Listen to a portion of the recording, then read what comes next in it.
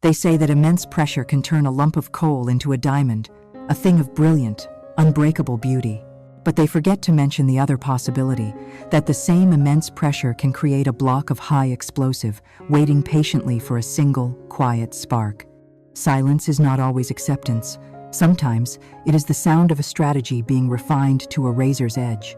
This was a truth Liam was beginning to understand in the cold, sterile air of the Innovatech boardroom on a gray Tuesday afternoon. He sat perfectly still, a ghost at his own funeral, while his life's work was being celebrated in another man's name. On the stage, bathed in the glow of the projector, was Marcus, his best friend. He was a master showman, his voice smooth and confident as he unveiled the future of the company, a revolutionary software architecture codenamed Project Chimera. The CEO, Mr. Thompson, was beaming, his eyes alight with the promise of billions in revenue. Every slide Marcus presented was a slide Liam had designed. Every line of code he referenced was a line Liam had written during sleepless nights fueled by coffee and passion. This was his creation, his soul translated into digital logic, and Marcus was wearing it like a stolen suit. When the presentation concluded to a round of enthusiastic applause, Liam felt a voice, small and distant, rise from his throat. It was his own. That's my project." The words were a whisper, swallowed by the cavernous room. Marcus paused, his charming smile faltering for only a fraction of a second. He glanced at Liam, his eyes a mixture of feigned pity and cold triumph. He turned back to the CEO, and in a voice loud enough for everyone to hear, said, "We all have to make sacrifices for progress, sir. Unfortunately, some people just can't keep up with the pace of innovation." He let the pause hang in the air before delivering the final, crushing blow. They become replaceable. Replaceable. The word didn't echo. It simply landed, a shard of ice lodging itself in Liam's heart. There was no trial, no investigation, just a quiet meeting with human resources immediately following the presentation, the phrase, corporate restructuring, used as a clean, sterile knife to sever his career. As he walked out of the glass tower for the last time, carrying a small box of his personal belongings, he felt no rage, no fire. There was only a vast, cold emptiness. The city lights blurred through his windshield as he drove, not home, but aimlessly. The world he had built, the future he had architected, had been stolen and auctioned off in the space of a single afternoon. He was replaceable, a cog removed from the machine. But in that profound silence, something new began to form. The man who left Innovatech that day was broken. But the silence that followed was not the silence of defeat. It was the silence of a charge being set, of a storm gathering its strength far out at sea, waiting for the perfect moment to make landfall. To understand the depth of the fall, you must first appreciate the view from the summit, and for Liam Miller, life before that fateful Tuesday was his own quiet summit. At 35, he was not a man of grand gestures or loud proclamations. His brilliance was a subtle, steady hum, found not in boardrooms, but in the silent, elegant architecture of the code he wrote. He was, in the truest sense, an architect of dreams, building vast, intricate cathedrals of logic in the digital ether where others saw only ones and zeros. He saw his work as a craft, a form of artistry, and he poured himself into it with the dedication of a medieval stonemason, believing that good, honest work was its own reward. His world was built on a foundation of two core beliefs: the integrity of his work and the sanctity of his family. Both were about to be systematically demolished. His family life was centered around a modest but comfortable home in a quiet suburban neighborhood, a home he and Sarah had bought with their savings 5 years prior. Sarah was the vibrant color to his monochrome focus, the social anchor to his intellectual drift. He loved her with a quiet intensity that was both his greatest strength and his most profound vulnerability. He saw their life together as a project far more important than any software he could design, a collaboration built on mutual love and support. Yet, even in this sanctuary, cracks were beginning to show, hairline fractures under the constant, gentle pressure of external expectations.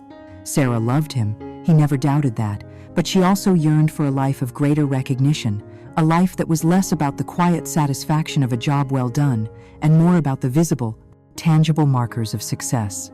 She was a flower that craved the sun, and she believed Liam's genius was the seed that would one day grow tall enough to break through the canopy and put them in the light.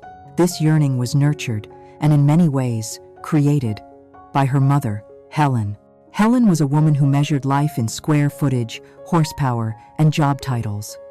She viewed Liam's quiet humility not as a virtue, but as a lack of ambition.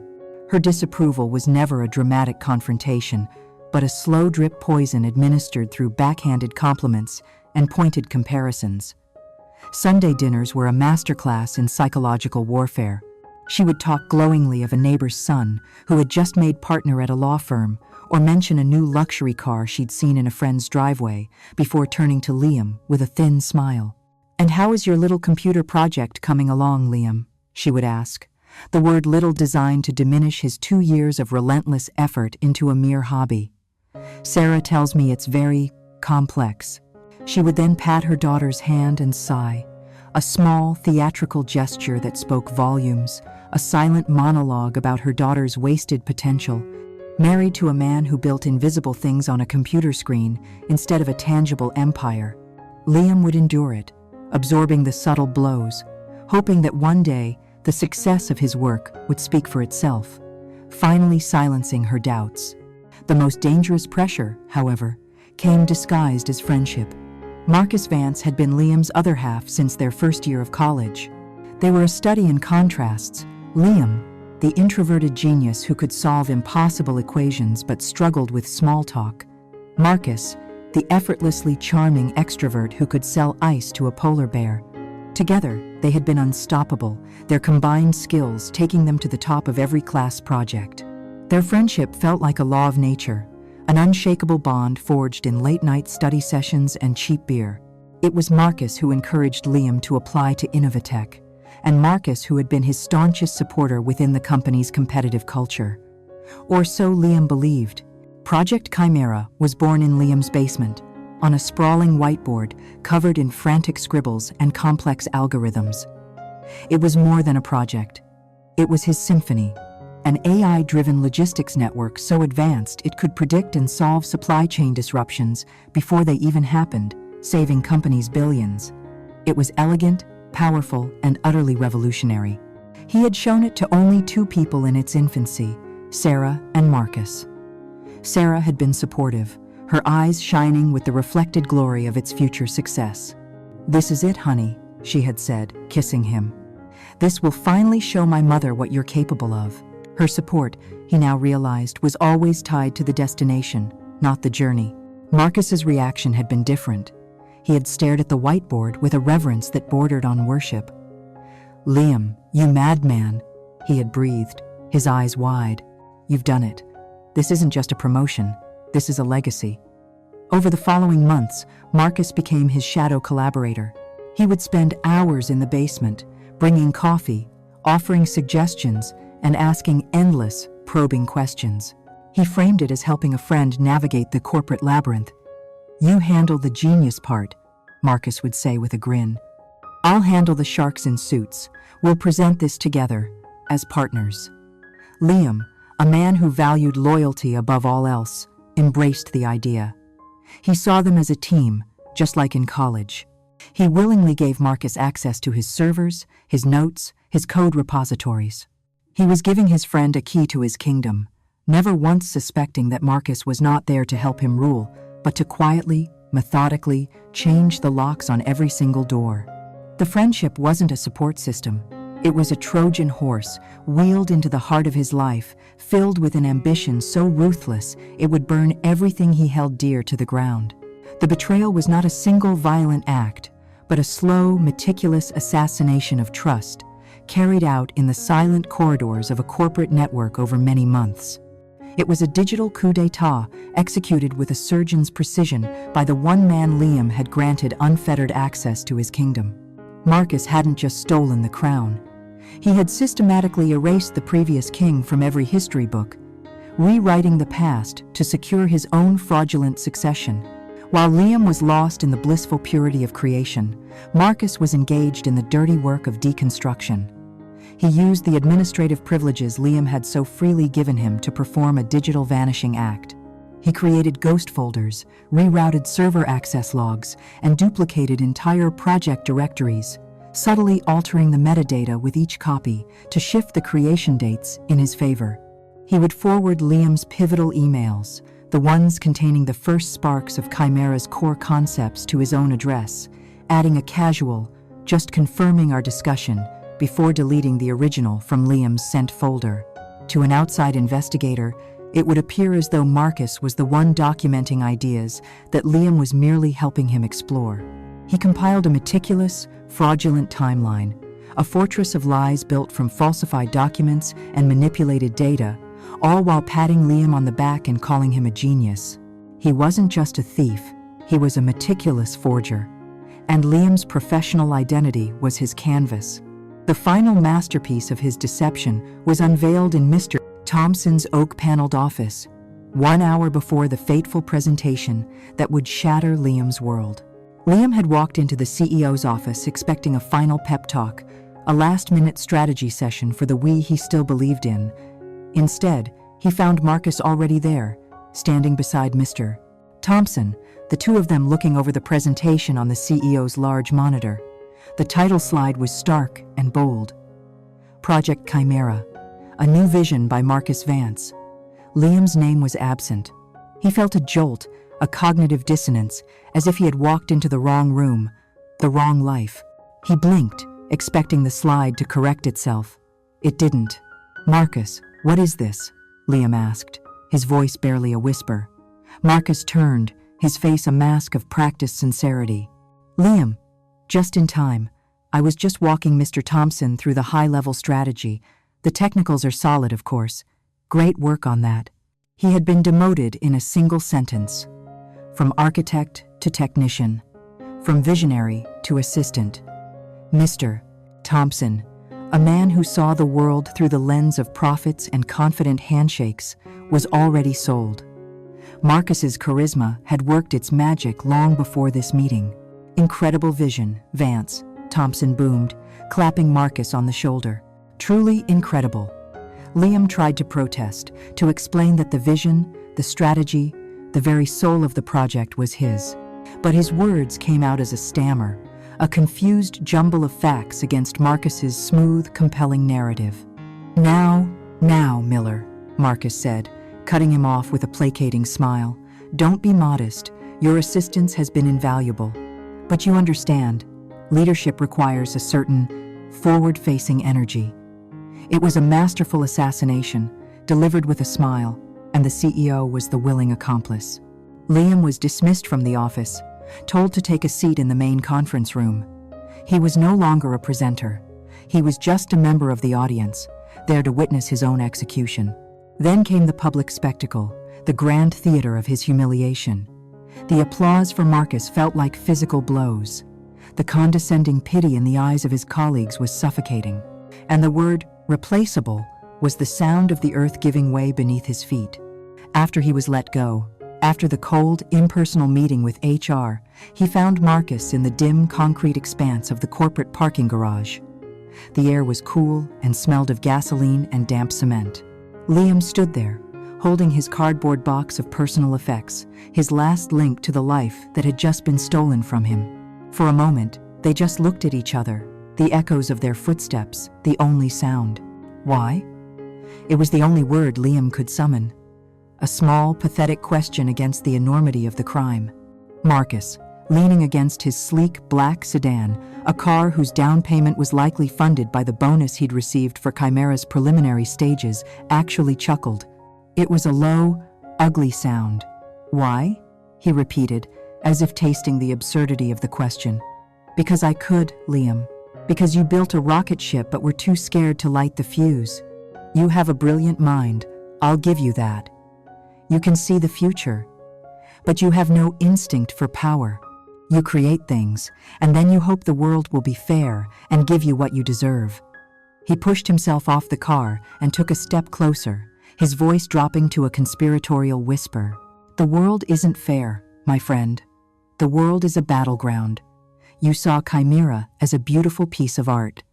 I saw it as a weapon, and I was the only one with the guts to use it. The confession was so blatant, so devoid of shame, that it left Liam breathless. The friend he had known for 15 years had never really existed.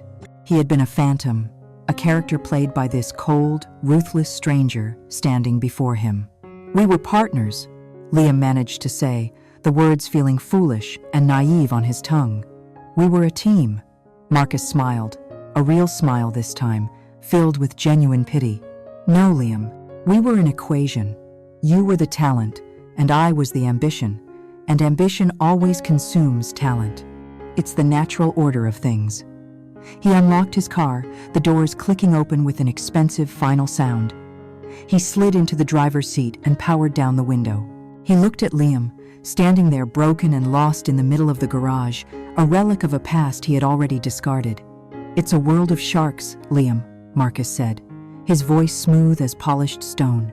"You should have learned how to swim." He put the car in reverse, the engine a low growl, and drove away without a backward glance, leaving Liam drowning in the silent, suffocating truth of his betrayal. The venom from Marcus's parting words spread faster than any biological poison, seeping from the parking garage into the very foundations of Liam's home. He had always thought of his house as a sanctuary, a fortress of warmth and love that stood against the chaos of the outside world. But as he walked through the door that evening, the familiar scent of home felt foreign, the air thick with an unspoken dread. The kingdom he had worked so hard to build and protect was about to crumble from within, and the first tremor was the look on his wife's face. Sarah was waiting for him in the living room, her posture rigid, her expression a tight mask of anxiety. She had already heard. Not from him, but from a frantic, gossiping call from another engineer's wife. The news had arrived before he did, stripped of context and nuance, leaving only the brutal, humiliating fact: Liam had been fired. He tried to explain, his voice hoarse with exhaustion and shock, the words tumbling out in a disorganized torrent. He spoke of the stolen slides, the meeting with Thompson, Marcus's cold, calculated treachery. He expected her to wrap her arms around him, to share in his outrage, to be the one unwavering ally in a world suddenly turned hostile. Instead, she listened with a growing look of disbelief, her arms crossed tightly over her chest. "Are you sure, Liam?" she asked. And the simple question was a betrayal all its own. "I mean, are you absolutely sure you're not overreacting? Marcus has been your best friend for years. E adores you. There must be some kind of misunderstanding." She wasn't listening to his pain, she was auditing his story for flaws, searching for a version of events that was less catastrophic, less embarrassing for her. She was looking for an escape route from his failure. "You know you can be too trusting sometimes, too passive," she continued, her voice gaining an edge of frustration. "Maybe you didn't assert yourself enough. Maybe Marcus felt he had to take the lead to save the project." Every word was a small, sharp stone cast at his already shattered confidence. He wasn't her husband, wronged and betrayed. He was a problem to be managed, a source of social and financial ruin. The final, devastating blow to the evening came with the ring of the doorbell.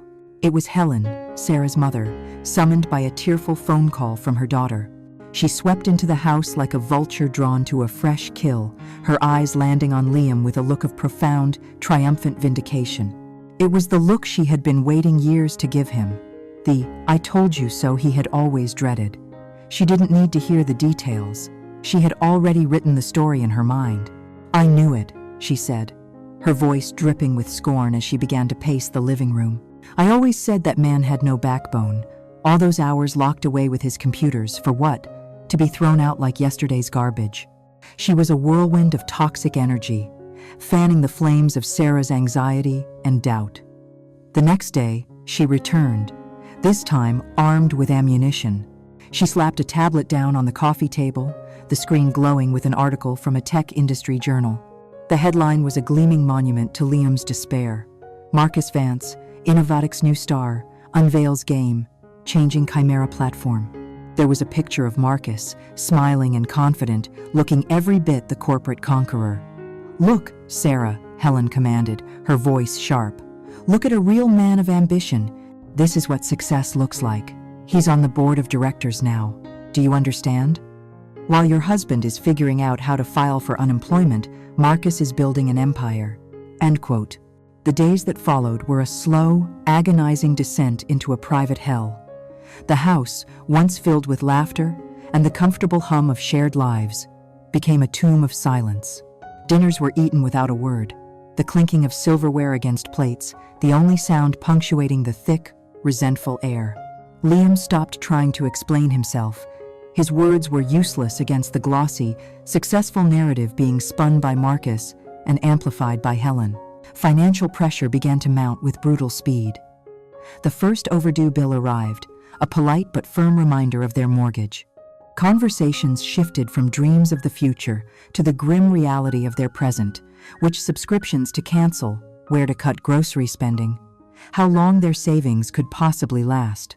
Each of these conversations was another small trial where Liam was the silent defendant, his failure the unspoken crime. He felt utterly and completely alone, a ghost haunting the rooms of his own life. His best friend was a celebrated thief, his mother-in-law was a relentless tormentor, and his wife was a stranger. He would see her on the phone, her back to him, her voice a low murmur, and he knew she was talking to her mother. He knew they were dissecting his failure, planning a future that seemed to have less and less room for him in it. He would retreat to the basement, the birthplace of Chimera, and stare at the whiteboard, now covered in faded diagrams that looked like the ruins of a lost civilization. The words of his betrayers became a relentless internal echo. Replaceable, learn to swim, no backbone. He felt a profound sense of shame, a feeling that perhaps they were right. Perhaps he was too weak, too naive for the world. The cold numbness he'd felt in the beginning began to curdle into a deep, hollow ache. It was the pain of realizing that the kingdom he thought he had built on the bedrock of love and trust was, in fact, built on sand. And now the tide had come in, and he was being washed away, with not a single hand reaching out to save him. The weeks following the betrayal were a descent into a gray, featureless abyss. Time lost its structure, days bleeding into nights, marked only by the changing patterns of light through the living room blinds. Liam existed in a fog of muted pain, a ghost in the machine of his former life. He'd stopped looking for new jobs. The thought of packaging his skills and passion for another corporation felt like a profound violation. He was a master architect whose blueprints had been stolen, and now he couldn't bear to even look at a blank sheet of paper. His home was no longer a sanctuary, but a cage where he was the sole, silent inmate. He could hear the whispers of his wife and her mother from other rooms, their conversations a constant, low hum of disappointment and strategic planning for a future that clearly did not include him. The man who had once built worlds was now confined to a single sofa, his universe having shrunk to the space of his own crushing despair. It was in this suffocating stillness that the phone rang. It was an unknown number, and his first instinct was to ignore it, to let it ring until it gave up, just as he had. But for some reason, on the fifth ring, a flicker of old reflex prompted him to answer. He said nothing, just held the phone to his ear, expecting a telemarketer or a misdial. The voice on the other end was not what he expected. It was calm, dry, and carried an unmistakable weight of authority and intellect. "Is this Liam Miller?" the voice asked. Liam managed a quiet, non-committal hum. "My name is David Chen," the man continued. "I was your thesis advisor at Stanford. I taught your advanced algorithms course. You probably don't remember me." But Liam did remember. Professor Chen was a legend, a semi-mythical figure in the software engineering world who had written some of the foundational texts on AI architecture before abruptly retiring from academia to pursue private, often secret, projects. He was brilliant, eccentric, and had a reputation for having zero tolerance for corporate bureaucracy or intellectual dishonesty. "I remember you, Professor," Liam said, his voice rusty from disuse. "Good," Chen replied, his tone devoid of pleasantries. "Then you'll know I don't waste time on small talk. I've been following the news about Innovatech. It's a work of fiction, and a poorly written one at that. I read the technical specs for Chimera that were published in the white paper. It has your fingerprints all over it, Liam. Your elegance, your efficiency. Marcus Vance couldn't architect a system that elegant if he had a century and a team of geniuses to help him. He's a salesman, not an artist. And you are an artist. For the first time in weeks, Liam felt something other than pain or numbness. It was a jolt of recognition, of validation from a source so unimpeachable it felt like a verdict from a higher court. Someone saw him. Someone knew the truth. Chen continued, his voice hardening with a controlled anger. This industry has been taken over by parasites, men with great suits and perfect smiles who feast on the creations of true builders. They convince the world that the person who holds the microphone is the one who wrote the song. It's a lie, and it makes my blood boil. There was a pause, and Liam could hear the soft click of what he imagined was an old Zippo lighter. I heard they let you go. I also heard, through the grapevine, that your personal life has become complicated. I am not calling to offer condolences, Liam. Pity is a useless currency. I am calling to offer you a forge. Liam was silent, unsure of what the professor meant. A forge? He finally asked. Yes, Chen said. A place to make something new, something sharper and stronger than what was taken from you. I'm involved with a small, well-funded research group, backed by a private investor who values results and discretion above all else. We don't have a fancy campus or stock options. What we have is a blank slate, a healthy budget, and a complete lack of bureaucracy. I'm not offering you a job, Liam. A job is what you had. They pay you just enough to rent your mind until they decide you are, as they so eloquently put it, replaceable. I'm offering you a weapon. I'm offering you the resources to build something that will make Chimera look like a child's calculator. A spark ignited in the cold, dead center of Liam's chest. It was a feeling he hadn't felt since his early days of creation, a fusion of anger and purpose. The fog in his mind began to recede, replaced by the sharp, clear lines of a new possibility.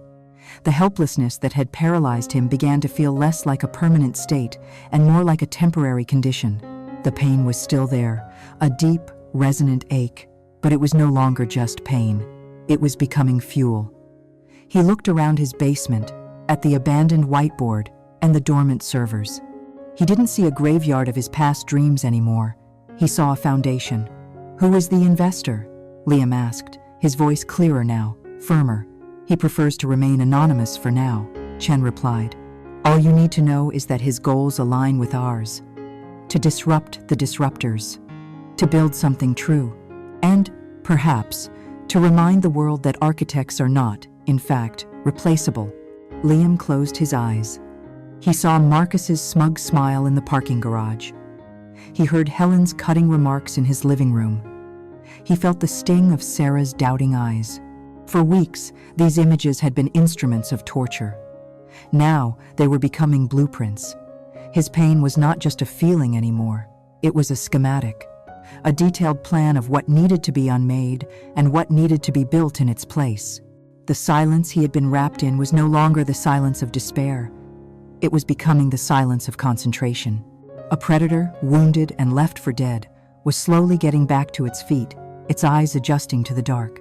Yes, Professor, Liam said, his voice quiet, but with a new hard edge of steel running through it. I'm in.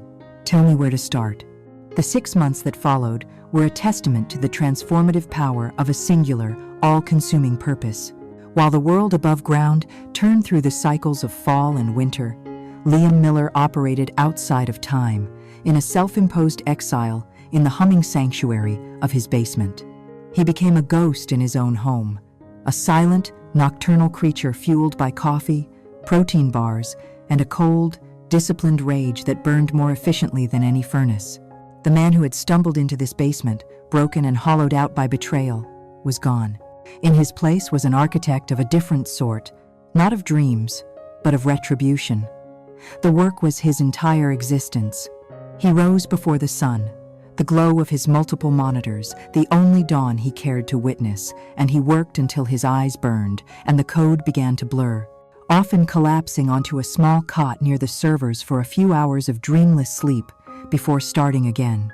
His basement, once a space for neglected hobbies and storage, had been transformed. With the quiet, steady infusion of funds from David Chen's anonymous investor, it now resembled a high-tech command center. Wires snaked across the ceiling in neat, orderly bundles. A bank of servers hummed a constant, low-frequency song, and a massive, custom-built whiteboard was covered in a new language of algorithms and schematics, a map of the new world he was building. He called it Project Phoenix. The name was a deliberate, personal declaration of intent. Where Chimera had been designed to be a monolithic, centralized intelligence, a single, brilliant brain, Phoenix was something else entirely. It was a decentralized, adaptive consciousness, a swarm of intelligent agents that could learn, evolve, and reroute not just data, but entire logistical realities in real time. He was building a system whose very architecture was a monument to the betrayal he had suffered. Chimera could be stolen by a single act of treachery. Phoenix, however, had no single point of failure. It had no king to depose, no crown to steal. It was a living, breathing system designed for resilience, built on the profound, painful lesson of absolute mistrust. This obsessive focus changed him. The soft, intellectual roundness of his face gave way to sharper angles. He lost weight, his body shedding the unnecessary comforts of his past life, becoming as lean and efficient as the code he was writing. The gentle, sometimes hesitant, look in his eyes was replaced by a hard, unwavering focus. The naive architect who believed in fairness and friendship was dead and buried. The man who remained was a strategist, a tactician who saw the world not as a place of relationships, but as a complex system of inputs and outputs, of actions and consequences. He was learning to think like his enemy.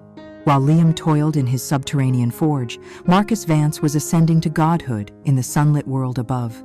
He was the tech industry's new golden boy, his face gracing the covers of business magazines under bold headlines like The Visionary and Innovatech's Oracle. He gave keynote speeches at major conferences, speaking with practiced passion about his vision for the future, a future built entirely on the foundations of Liam's stolen work. He was a master of the narrative, weaving a compelling story of solo genius and bold, decisive leadership. Liam became a footnote in this story, occasionally mentioned in interviews as a talented junior engineer whom Marcus had mentored. Each article, each interview, was a fresh layer of salt poured into Liam's wounds. The cruelty was not confined to the professional sphere. Marcus, in his arrogance, began to move openly on Liam's crumbling marriage. Helen, of course, encouraged it, seeing Marcus as the rightful, successful partner her daughter had always deserved. Soon, their names began appearing together in society columns. Innovative Vice President Marcus Vance was seen dining with Sarah Miller at the exclusive downtown bistro. And then, a few weeks later, a picture, a single, devastating picture from a charity gala. Marcus, handsome and confident in a tuxedo, had his arm wrapped possessively around Sarah's waist. She was smiling, radiant in a new, expensive dress, looking happier than Liam had seen her in years. Helen made sure to leave the newspaper folded open to that page on the kitchen table, a silent, brutal message. The old Liam would have been destroyed by this. He would have confronted Sarah, screamed, thrown things, drowned in a fresh wave of despair. But the new Liam was different. He saw the picture, registered the spike of heat in his chest, and then he did something else. He processed it. He treated the pain as data. This final, personal betrayal was not a tragedy. It was a variable. It was another flaw in his enemy's character, another weakness to be exploited. He went down to the basement. The image of Sarah and Marcus burned into his mind, and he coded for 18 straight hours. He channeled the fire of that betrayal into the logic of Phoenix, building new subroutines, hardening its defenses, making it more perfect, more ruthless. His pain was not a weakness. It was a resource, and he was refining it into the sharpest weapon the world had ever seen. He and Sarah were now two ghosts haunting the same house, their marriage a cold, dead thing between them. She saw his obsessive seclusion as a sign of his final, pathetic surrender to failure, never once imagining that in the silence of the basement, her husband was not mourning his old life. He was meticulously planning the absolute destruction of her new one. The day Project Phoenix drew its first autonomous breath, a quiet revolution occurred in the stillness of Liam's basement. The system was alive, a network of pure adaptive logic that was more elegant and powerful than he had ever imagined. The creation phase was over. The architect had completed his work. Now, another part of him had to awaken, the demolition expert. The time for building in the shadows was at an end. It was time to enter the machine he had been cast out of and remind it who its true master was. The first step was a face-to-face meeting with David Chen. They met in a place designed for anonymity, a small, leased office in a nondescript building downtown that smelled of old paper and stale air. David, older and more wiry than Liam remembered, greeted him not with a handshake, but with a respectful nod. He gestured for Liam to sit as he lit one of his signature cigarettes. "Phoenix is complete," Liam stated, his voice flat and direct. "It's stable, and it's a quantum leap beyond Chimera." "I never doubted it," David said, exhaling a plume of smoke. "Which brings us to the next phase. The reason you're really here. It's time you met your investor." Liam waited, expecting a name, a company he might recognize. David took a long drag from his cigarette and looked Liam directly in the eye. "Your work for the past 6 months, your basement, the servers, your salary, it has all been funded by Aperture Holdings." The name hung in the air, heavy with implication. Aperture Holdings wasn't just some venture capital firm. They were a global behemoth, a corporate leviathan, and they were the parent company, the absolute owner of Innovatech. Liam felt a cold wave of understanding wash over him. This was never just about funding a promising new technology. This was something else entirely. "They know," Liam said, the pieces clicking into place with chilling speed. "They know about Marcus." David nodded slowly. "They don't know. They suspect." A corporation like Aperture is a cold, paranoid creature. It survives by sensing irregularities, and Marcus Vance is a massive irregularity. A mid-level marketing executive doesn't suddenly become a generational tech genius overnight. A project as complex as Chimera doesn't just appear, fully formed and flawless, in under a year. In our world, Liam, perfection is often the best disguise for a lie. Aperture doesn't like being lied to. David explained the full picture. Aperture had been watching Marcus, their suspicions growing with every glowing magazine profile. They couldn't launch a formal, internal investigation without tipping him off and potentially causing a public relations disaster if they were wrong. They needed an asset. A ghost. Someone who could move through their systems, who understood the technology on a cellular level, and who had a powerful, personal motivation to find the truth. They didn't just stumble upon Liam. They had sought him out after he was fired. His dismissal was the final red flag they needed. "They are offering you a formal position," David continued, sliding an access card across the table. "Director of Strategic Analysis. It's a deliberately vague title. You will have an office at their headquarters, but your real work will be done through this." He tapped the card. "It's a ghost key. It will give you top-level, untraceable access to every digital asset owned by Aperture Holdings. And that, my friend, includes the live, operational source code for Project Chimera." A grim, tight smile touched Liam's lips for the first time in months. It was a perfect, poetic trap. He had one more card to play, one he hadn't even revealed to David yet. "They want me to find a flaw in the system," Liam said, his voice low. "I don't have to find one. I built one." David's eyebrows shot up. Liam explained his foresight, the secret he had held close as his ultimate insurance policy. In the deepest layers of Chimera's original architecture, he had embedded a series of dormant, encrypted subroutines. He called them integrity protocols, designed to run diagnostics, and, if necessary, trigger a system-wide shutdown if certain core parameters of the code were ever altered without his specific cryptographic key. To an outsider, they were invisible, buried under millions of lines of code, but he knew where they were. He knew how to wake them up. "I didn't build a backdoor, Professor," Liam clarified. "I built a secret load-bearing wall, and I'm the only one who knows the precise frequency that will make it vibrate until the entire cathedral collapses." The following Monday, Liam Miller, the ghost, entered the machine. His office at Aperture was a sterile glass box, high up in a skyscraper that looked down on the Innovatech Tower. It was a place of quiet, immense power. He sat down at his terminal, slid the ghost key into the reader, and entered his credentials. A new world opened up to him. With a few keystrokes, he bypassed layers of firewalls and security protocols, arriving at the digital heart of Innovatech. And there it was, Project Chimera, his creation. He could feel a phantom pain as he saw Marcus's name listed as the lead architect, his own relegated to a minor credit. He saw the superficial, clumsy additions Marcus's team had layered over his work, like cheap graffiti on a masterpiece. The sight of it hardened his resolve. Methodically, he began to move through the code, a silent intruder in his own house. His fingers flew across the keyboard as he navigated the labyrinthine directories. He was not searching, he was returning. He found the first dormant protocol exactly where he had left it, cloaked in a benign string of data compression algorithms, untouched, unnoticed.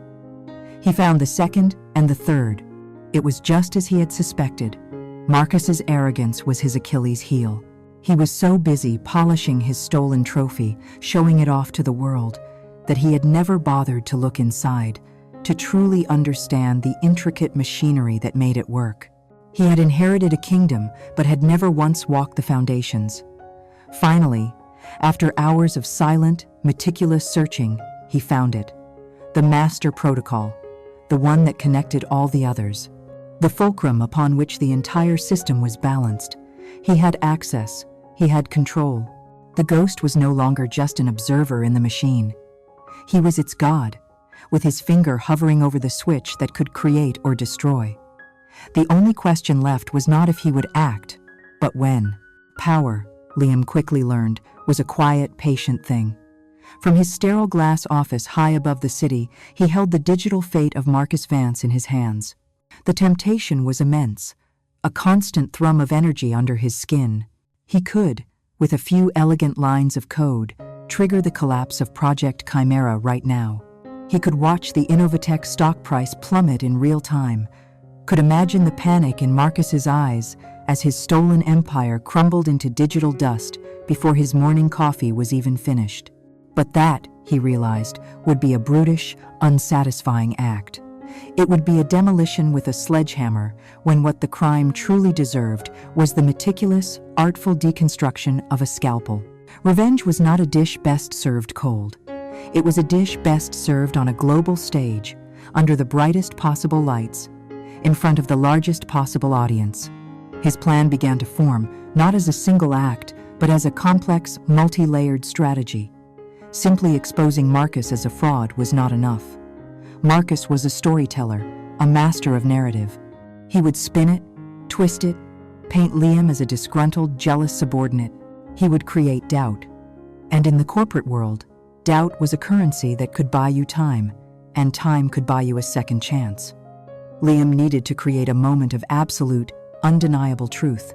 A failure so public, so catastrophic, so intimately tied to Marcus's leadership that no amount of spin could ever explain it away. He scanned the corporate calendar for Innovatech, his eyes landing on the perfect date, circled in red 6 weeks from now. The global launch event for Project Chimera. It was to be Marcus's coronation, a live-streamed spectacle where he would demonstrate the power of his creation to investors, partners, and the world press. It was the highest point he could possibly climb. It was, Liam decided with a chilling sense of clarity, the perfect place from which to fall. The first prong of his attack was technical. He would not simply crash the system. That was clumsy. He would orchestrate a symphony of failure. He spent his days mapping out the sequence, writing the scripts for his dormant logic bombs. The launch would begin flawlessly. Marcus would take the stage, confident and charismatic. The initial demonstrations would run perfectly, dazzling the audience. Liam would let him soak in the applause, let his ego inflate to its absolute limit. Then, at the precise moment Marcus initiated the final, most complex demonstration, the one simulating a global supply chain crisis, Liam would begin. He wouldn't trigger a shutdown. He would introduce chaos. A single, elegant command from his ghost terminal at Aperture would awaken the first integrity protocol, which would begin subtly corrupting data packets. To the audience, it would first appear as a minor glitch. Then, as Marcus tried to compensate, Liam would trigger the second protocol, causing a cascade failure in the predictive algorithms. The system, live on screen for the world to see, would begin to contradict itself, routing phantom shipments to non-existent ports, creating logistical nightmares out of thin air. It would look as though the machine was having a nervous breakdown.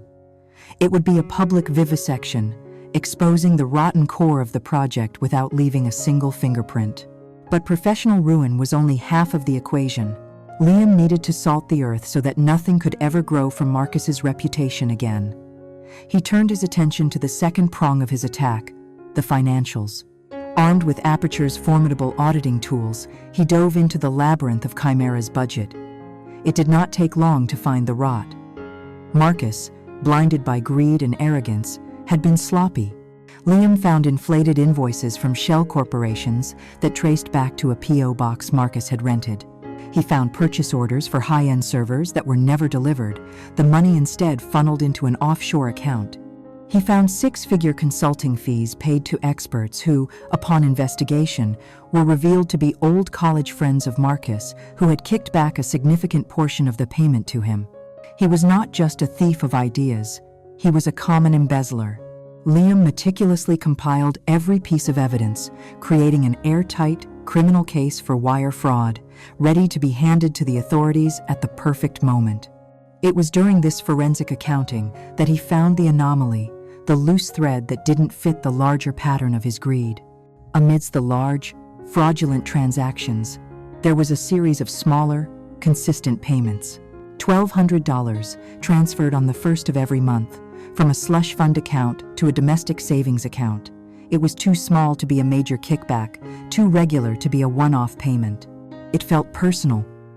It felt deliberate, like an allowance or a hush money stipend. Liam's analytical mind fixated on it. The account was registered to an anonymous trust designed to be a dead end, but Liam was no longer just an engineer. He was an asset of Aperture Holdings, a corporation with immense power. He filed a high-level, encrypted request with Aperture's internal security division, a team of former federal investigators, to pierce the veil of the trust and identify the true beneficial owner of the account. He didn't know who it was, but a cold certainty grew in his gut. This was not just about Marcus anymore. This was the key to a deeper, more rotten truth he hadn't yet allowed himself to face. As he worked, he was aware of a profound change in himself. The burning rage and the hollow pain had cooled, solidifying into something new. A diamond, hard, emotionless resolve. He felt like a grandmaster in a game of multidimensional chess, seeing every possible move 10 steps ahead. There was a grim artistic satisfaction in the elegance of his trap, in the perfect symmetry of using Marcus's own pride as the bait. The man who had been called replaceable was now in a position to replace his enemy's entire reality with one of ruin and disgrace. He had the technical means, he had the financial proof, and he had a single, tantalizing mystery left to solve. The blade was sharpened, the stage was set. All that remained was to wait for the final piece of intelligence, the name attached to that secret account, which he knew, with the chilling certainty of a prophet, would be the final, killing stroke. The day of the homecoming arrived not with a storm, but with the sterile, deceptive calm of an email.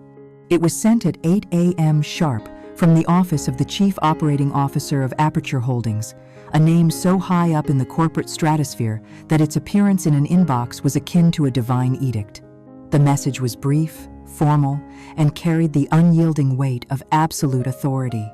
It announced a mandatory, immediate notice board meeting to be held at the Innovatech quarters at 11 a.m.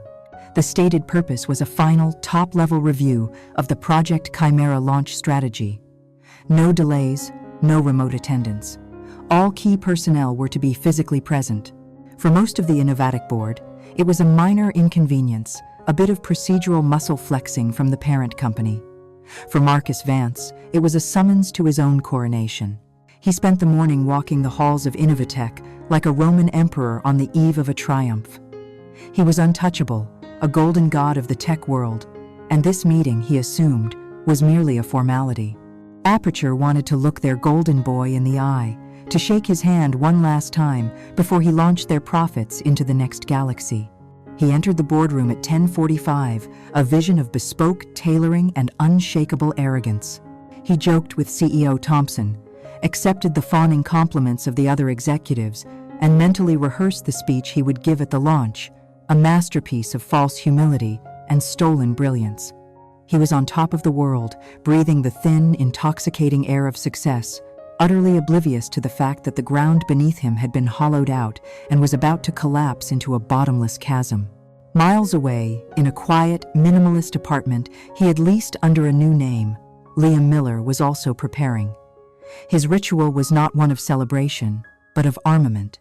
He selected a suit of charcoal gray, so dark it was almost black. The fabric was severe, the cut sharp and unforgiving. It was not clothing, it was armor. He knotted a simple black tie, the motion precise and mechanical, like a soldier checking his weapon. As he stood before the mirror, he felt a strange sense of detachment. The man looking back at him was not the gentle, unassuming architect who had been shattered 6 months ago. The pain, the humility, the naivete, all of it, had been burned away in the forge of his silent obsession. What remained was a man made of purpose, his eyes holding the cold, steady focus of a predator that has finally caught the scent of its prey. He was no longer a victim, he was a reckoning. At precisely 11 a.m., 3 stern-faced executives from Aperture Holdings walked into the Innovatech boardroom. They were led by a man named Sterling, Aperture's COO, a figure whose reputation for ruthless efficiency was legendary. Their arrival immediately sucked the jovial atmosphere out of the room, replacing it with a tense, formal silence. Marcus and Thompson stood to greet them, their smiles wide and welcoming. Sterling gave them a curt nod, his face an unreadable mask of granite. "Gentlemen, please be seated," he said, his voice low and commanding.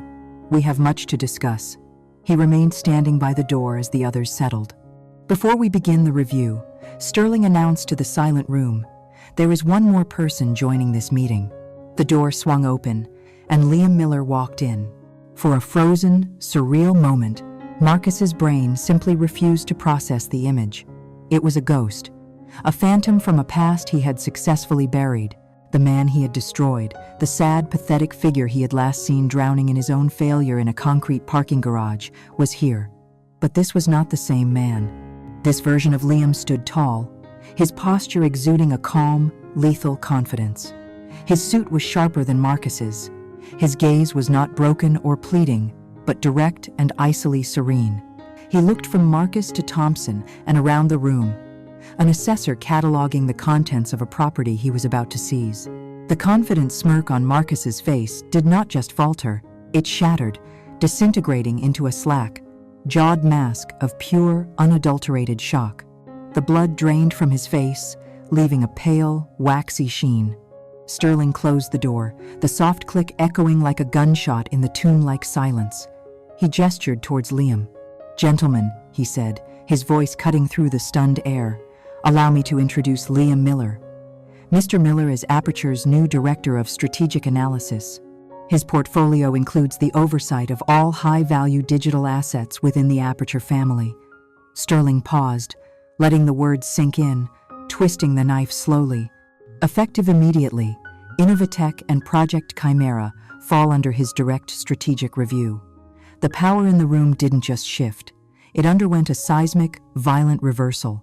The board members, who moments before had been clapping Marcus on the back, now stared at him with expressions of confusion, which quickly curdled into suspicion.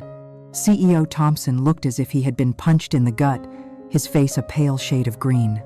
Liam moved with a quiet, deliberate grace to the head of the table, the seat of power that Marcus had just vacated.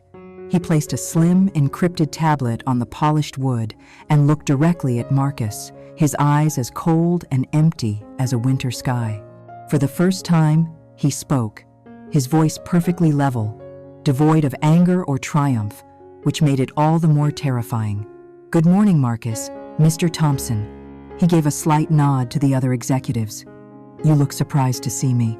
He didn't wait for an answer. He settled into the chair and folded his hands, the picture of absolute control.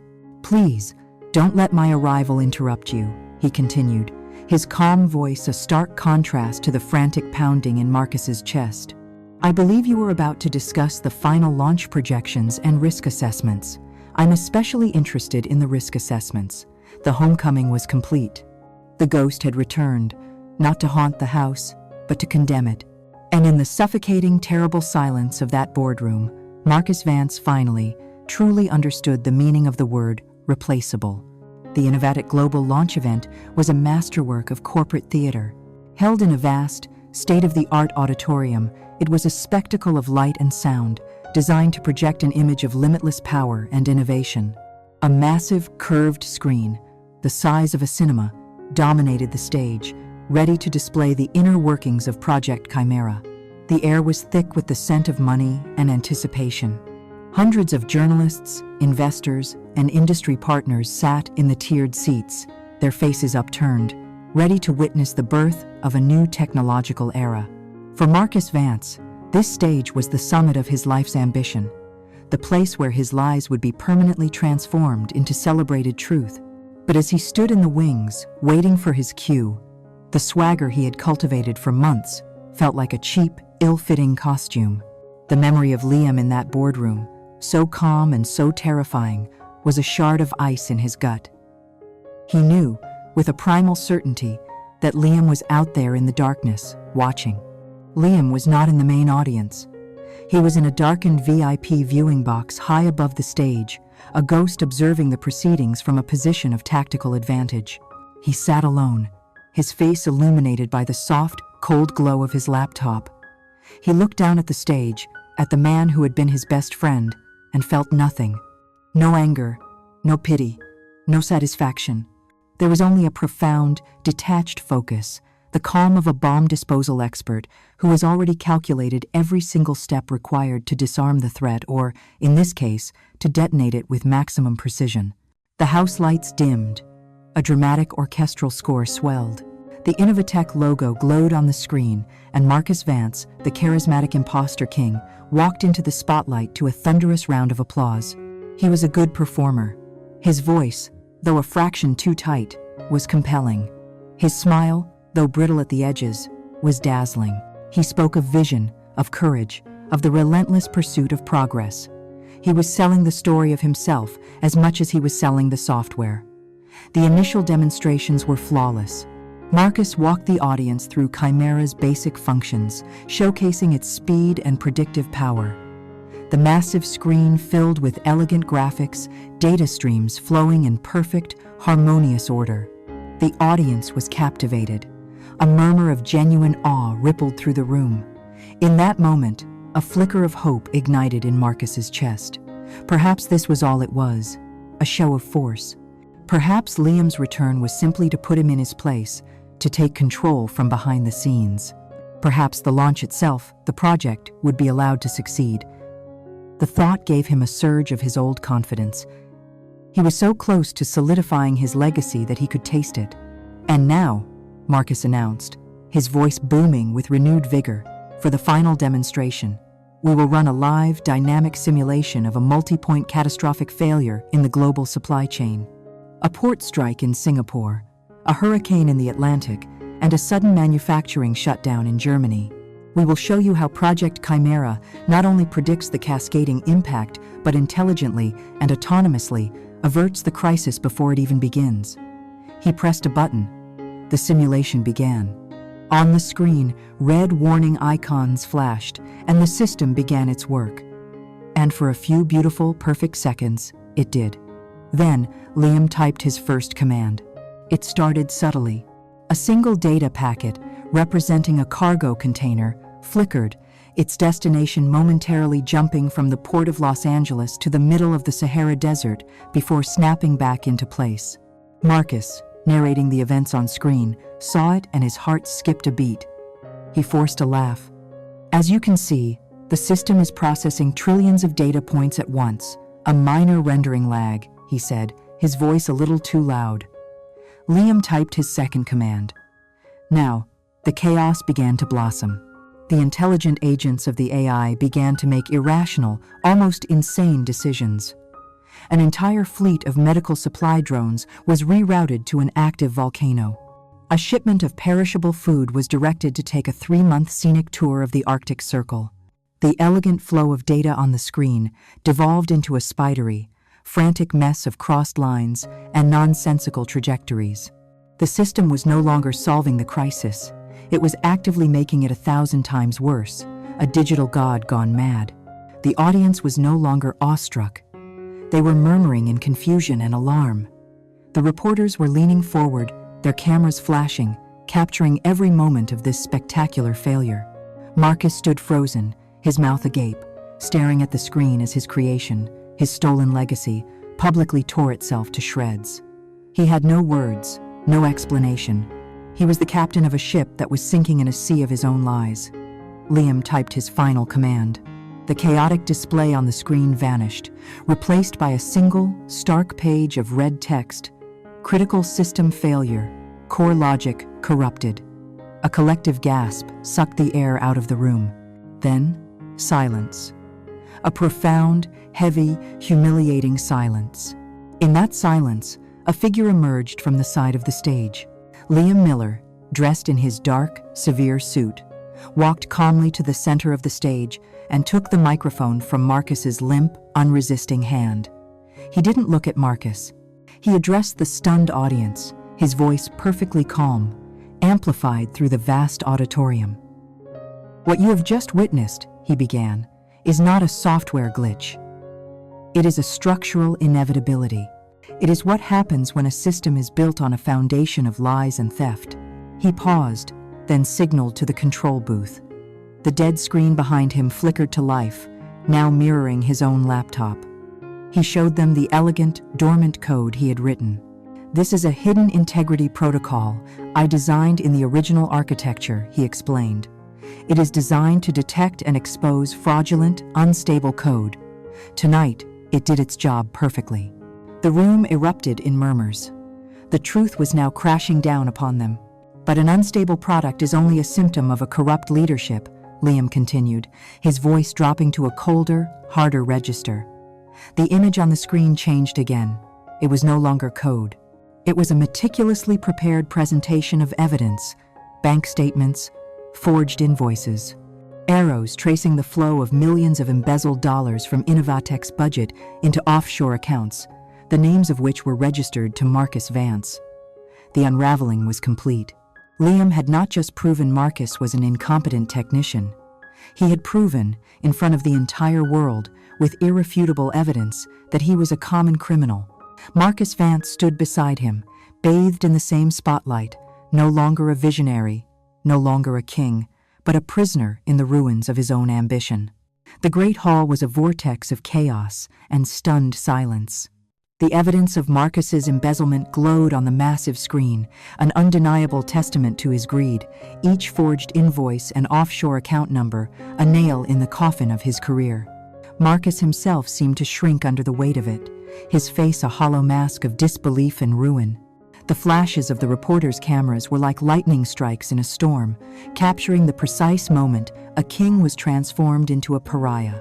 CEO Thompson was being discreetly escorted from the front row, his face ashen, clutching his chest. The unraveling was a spectacle of complete corporate destruction, and in the center of it all stood Liam, the architect of this demolition, holding the microphone, his work seemingly done. He let the silence hang for a long, heavy moment, allowing the full scope of the financial crimes to saturate the room. Then, his calm, clear voice once again filled the auditorium, and with his next words, he would prove that he was not just there to expose a crime, but to perform an autopsy on a soul. "But this story of fraud, of grand larceny, and corporate deceit," Liam began, his voice dropping slightly, drawing every single person into a new, more intense focus, "is not the most important part of the betrayal. It is merely the ugly, predictable symptom of a much deeper, more personal corruption." He signaled to the technician in the control booth.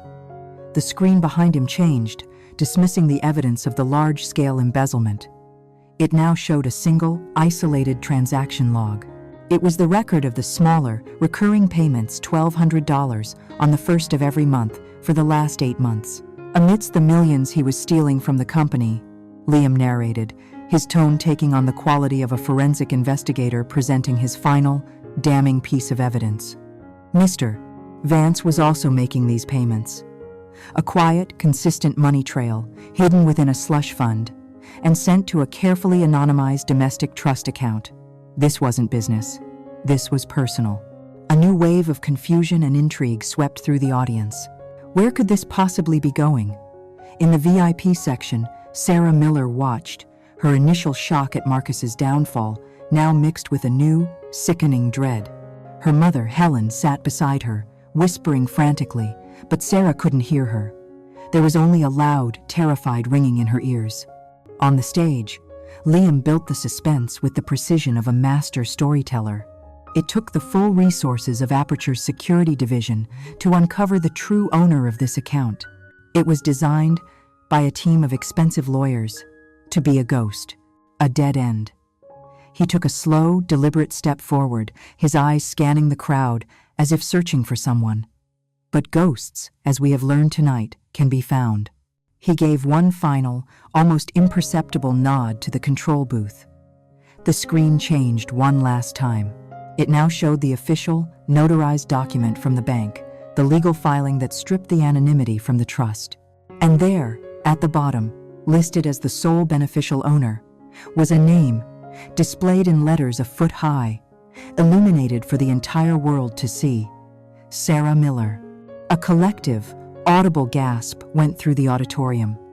In the control booth, a quick-thinking camera operator, guided by an event planner who knew where Liam's family was seated, found her. Suddenly, on a split screen next to her own name, Sarah's face appeared, magnified to the size of a house. The bright, hot glare of the spotlight hit her, and she flinched as if physically struck. There was nowhere to hide. Her terrified, guilt-stricken face was now part of the presentation, a live exhibit of the final betrayal. Her mother, Helen, stared at the screen, her mouth opening and closing in silent, horrified disbelief. As Sarah's world collapsed in a blaze of public exposure, Liam's calm, merciless voice provided the final, devastating narration. He was not just revealing an affair, he was exposing a conspiracy. These payments, he explained, as the camera held its unforgiving gaze on his wife, were not gifts. They were a salary, a payment for services rendered in the conspiracy to defraud Innovatech and to steal my work. It was Mrs. Miller who provided Mr. Vance with my personal passwords. It was Mrs. Miller who confirmed my work schedule so he knew when my home office would be empty. It was Mrs. Miller who deleted early concept files from our home's backup server, a crucial step in helping Mr. Vance erase my history as the creator of Chimera. Each sentence was a hammer blow, dismantling the last vestiges of his old life, of the woman he had loved. He revealed their joint betrayal in full, sickening detail, explaining that she had done it all for a share of the profits and the promise of a more glamorous life by Marcus's side. He let the horrific truth settle in the silent room. Marcus, already a broken man, now looked over at Sarah's image on the screen, his expression one of final, absolute defeat. The partner in his crime, the secret to his success, was now just another part of his public disgrace. Liam lowered the microphone slightly, his voice for the first time carrying a trace of something other than ice, a profound, cosmic weariness. Mr. Vance did not just steal a project, he said, delivering the final, brutal epitaph. With the active participation of my wife, he attempted to steal a man's entire life. That was all. His part was done. He placed the microphone gently on the lectern, the soft thud echoing through the vast, silent hall. He did not give Marcus another glance. He did not look at the weeping, shattered image of his wife on the screen. He turned his back on the devastation he had wrought, on the smoking ruins of 2 lives and 1 marriage, and walked off the stage, disappearing into the darkness from which he had emerged. He left behind a silence so complete, it was as if the world itself was holding its breath, shocked by the terrifying, beautiful, and absolute nature of his justice. The devastation Liam left behind on that stage was absolute. It was a crater from which nothing would ever grow again. In the moments after he disappeared into the wings, the stunned silence of the auditorium broke, not into applause, but into a frantic, predatory chaos. Marcus Vance, a hollowed-out shell of a man, was quietly surrounded by corporate security and then, more formally, by plainclothes police officers. His journey did not end in a limousine bound for a celebratory dinner, but in the back of an unmarked car, beginning a new life of legal battles, public disgrace, and the quiet, crushing reality of a prison cell. He had flown too close to the sun on stolen wings, and the fall was total. Sarah, exposed and humiliated on the giant screen, was swallowed by a maelstrom of flashing cameras as she tried to flee. Her mother, Helen, a statue of shattered ambition, could offer no protection. Sarah lost everything in that single, brutal moment: the husband she had betrayed, the lover who had used her, and the glittering future of wealth and status that had been the price of her own soul. She was left with nothing but the ugly, enduring stain of her own choices. Innovatech itself went into a freefall. The stock plummeted in after-hours trading, and by morning, a full-blown crisis was underway. CEO Thompson was fired, his career ending in a quiet, shameful resignation. The brand was irrevocably tarnished, and Project Chimera, the billion-dollar dream, was now a billion-dollar liability, a case study in corporate fraud and catastrophic failure that would be taught in business schools for decades. The consequences were swift, brutal, and perfectly complete. Weeks later, in a large, empty office space overlooking the city, Liam stood staring out the window. The space was his, the first asset of his new, yet unnamed company. The silence was broken by the sound of a door opening. It was David Chen. He walked in, not with congratulations, but with the quiet, somber air of a man delivering a final, necessary truth. He lit one of his cigarettes and stood beside Liam, the two of them watching the traffic flow far below. "You did it, Liam," David said quietly. "It was a masterpiece, a brutal, beautiful, bloody masterpiece." Liam said nothing, his gaze fixed on the horizon. "There's one last thing you need to know," David continued, his voice serious. "About Aperture, about why they really chose you." Liam turned to face him, his expression calm, expectant. "They knew Marcus was a risk long before you were fired," David explained. "He was too slick, his success too sudden. They suspected he was a charlatan, but they had no proof, and he was making them too much money to simply cast him aside. Your dismissal, it wasn't a tragedy to them. It was an opportunity, a gift." David took a long drag of his cigarette. "They didn't give you a sword out of a sense of justice, Liam. They saw you were already in the depths of hell, forging one for yourself. They just offered you a better forge and aimed you like a weapon at a problem they needed, eliminated with surgical precision and plausible deniability." The old Liam would have felt a fresh sting of betrayal, the realization that he had been used once again, a pawn in a much larger corporate game. But the man standing in this office was not the old Liam. He felt no anger, only a strange, final sense of clarity. His personal, passionate quest for justice had perfectly aligned with the cold, calculated needs of a corporate machine. He had used their resources, their power, their money to achieve his goals. They, in turn, had used his pain, his genius, and his motivation to clean their house. It was a perfect, symbiotic transaction. He was not their pawn. He was their ghost, their asset, and now that his purpose was served, he was free. He had not only won the game, he had transcended it. He formally resigned from Aperture Holdings the next day, accepting the very substantial completion bonus they offered him without a word. It was the price of his silence and the seed money for his future. He was finally his own man, a king in a kingdom of one, beholden to no one. He had not only reclaimed what was his, but had built something new from the ashes. He had built himself. And so, we are left with a final, quiet truth. Never underestimate the silence of a man who has endured too much. The world is quick to mistake stillness for surrender, and quiet for weakness.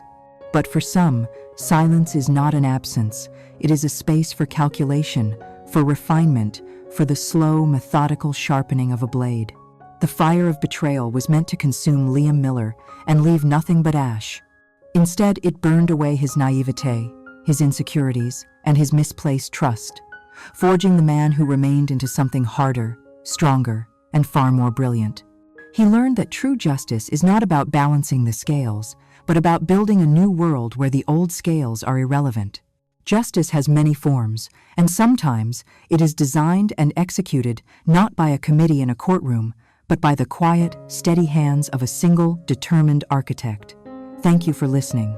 Join us again for our next story, where the deepest secrets are not kept in a boardroom, but around the family dinner table.